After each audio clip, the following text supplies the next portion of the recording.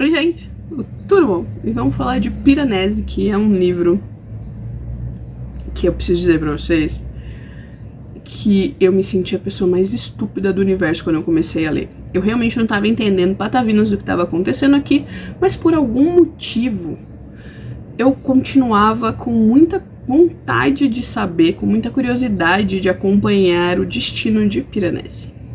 Mas vamos lá. Eu peguei esse livro, eu comprei esse livro com a Kelly.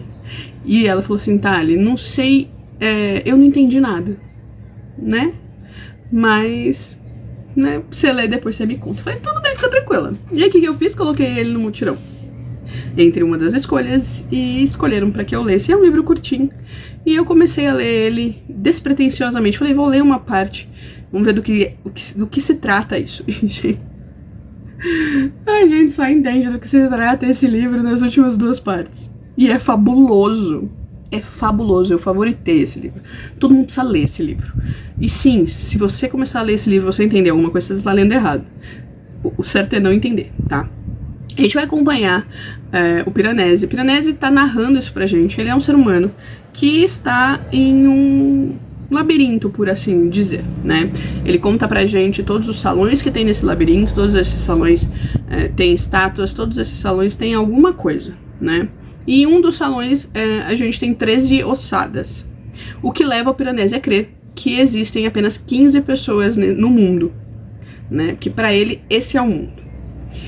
Ele fala 15 porque ele conta com ele e ele conta com o outro, que é o outro ser humano que de tempos em tempos está ali e que uma vez por semana se reúne com o Piranesi para saber as descobertas, para saber o que aconteceu, se apareceu alguma coisa nova e tudo mais.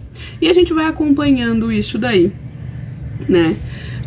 Vai acompanhando a que ponto, né, as coisas mudam ali, e até que um dia aparece um albatroz, e a partir do momento que aparece esse albatroz, por algum motivo, tudo começa a mudar, né? O outro começa a orientar o Piranesi a não falar com mais uma pessoa, né, que o Piranesi nomeia de 16, porque afinal de contas se tinha 15 pessoas, vai chegar mais uma, 16. Pra ele não falar com essa pessoa, que essa pessoa é capaz de enlouquecê-lo, e se isso acontecer, o outro vai ter a única saída é matar o Piranesi, então o Piranesi fica ali meio, vou tomar cuidado, e nessa hora aparece um senhor. Um senhor chega ali, do nada, assim, tipo, do nada. E o Piranesi, por algum motivo, sabe que esse não é o 16. E ele conversa com esse senhor, e ele tem mania de dar nome às coisas que ele não sabe, então, como esse senhor fala algumas coisas muito enigmáticas, ele acaba colocando o nome desse senhor de profeta. Ele comenta com o outro sobre esse profeta, muito por cima, né, o que deixa o outro muito assustado, e é aí que começam as teorias do que está acontecendo com o Piranesi. Piranesi é um ser humano, tá? Piranesi sabe ler, sabe escrever, ele tem vários diários, ele relata tudo. E ele tem uma mania de semanalmente pegar o índice e catalogar as coisas que ele escreveu por página, em qual caderno tá, e tudo super organizadinho, tá? Acontece que quando ele vai catalogar as coisas depois dessa conversa, né, porque vários nomes surgem, várias pessoas aparecem e ele começa a ficar meio confuso. Ele começa a ler o índice e ele percebe que ele já falou dessas pessoas e de tempos em tempos aparecem entradas, só que ele tá no diário 10. Ele deixa muito claro pra gente que o diário que ele tá escrevendo no momento é o diário 10. Só que as entradas dessas pessoas estão no diário 21.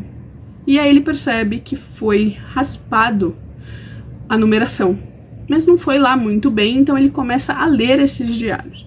E aí ele começa a entender uma das coisas que o profeta falou, que não se pode ficar muito tempo nesse mundo, porque você começa a perder a memória. E ele começa a perceber que talvez isso tenha acontecido, né, e que ele sim tá ficando louco mesmo sem ter falado com o 16, e por isso ele vai começar a esconder algumas coisas do outro, com medo de que o outro cumpra a promessa e acabe com a vida de Piranesi. As coisas vão acontecendo e ele começa a receber mensagens do 16, mensagens que ele tem muita curiosidade de ler, mas que ele sabe que não pode porque ele não quer enlouquecer, né?